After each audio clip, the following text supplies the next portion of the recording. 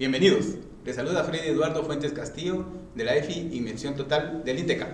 En esta ocasión tendré el gusto de hablarles acerca del tema de automatización mediante microcontrolador, así que acompáñenme. Necesitamos equipo de protección personal antes de realizar nuestra práctica. Vamos a tener también que utilizar un gabinete, que es donde va a quedar alojado todos los componentes que vemos acá, como las protecciones, los contactores, los emisores de señal. Y también vamos a utilizar cable, preferentemente que sea un TFFN. La característica que tiene es que tiene más hilos y es más flexible. Herramienta básica, por supuesto, y un multímetro para hacer mediciones.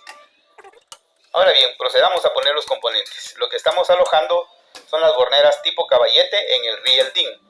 Estos son para las entradas y salidas de corriente.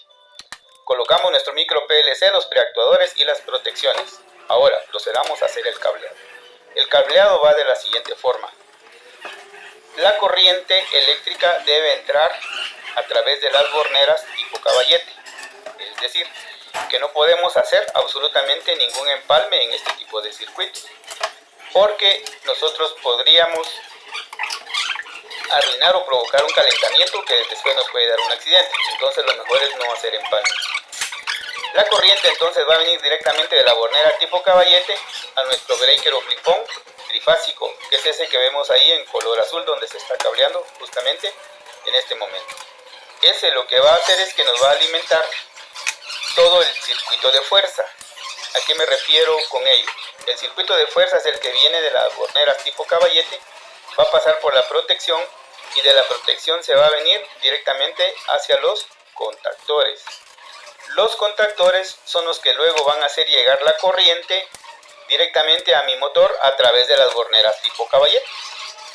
Es decir, como lo que estamos cableando es un circuito de cambio de giro, entonces el contactor 1 es el que va a tomar el orden de líneas L1, L2 y L3, y exactamente ese mismo orden va a tener en la salida. Mi motor normalmente va a girar en sentido horario.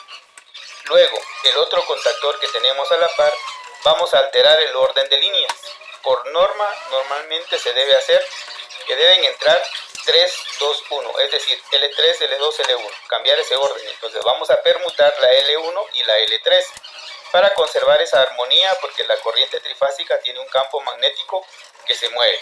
Entonces ahora vemos que cuando esas líneas entren y salgan por ese contactor, pues mi motor va a girar en sentido antihorario.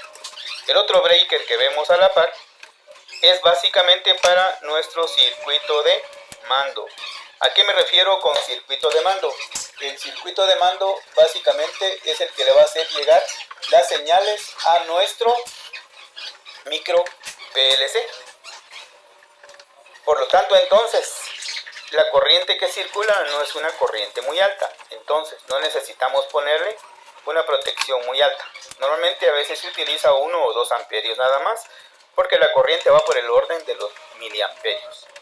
Es decir, entonces, que la corriente va a salir de la protección y se va a ir directamente a los que son nuestros emisores de señal, y luego regresa a las I, que serían nuestras entradas por su nombre en inglés, que sería input. Luego, la salida de nuestro micro PLC es a base de relé. Por lo tanto, entonces, tomamos la línea, la llevamos a una entrada del contacto del relé, y la salida es la que nosotros vamos a llevar al A1 del contactor. Mientras que los A2 del contactor se unen y se llevan hacia la otra línea que tiene la polaridad opuesta, es decir, hacia la L2. Ese sería básicamente el proceso del cableado. Ahora bien, veamos si nos funcionó. Ponemos energía, no hubo ningún cortocircuito, y vemos en este caso la pantalla de display de nuestro micro PLC que está iluminada. Ahora bien, procedamos a ponerla directamente en su gabinete. Entonces tomamos el fondo y vamos a abrir nuestro gabinete y lo alojamos, toda vez que ya hicimos una prueba, aunque si estamos seguros no es necesario. Gracias por acompañarme, espero que este video les sea de utilidad. No olviden suscribirse y darle like, así como seguirnos en las redes sociales. Hasta pronto.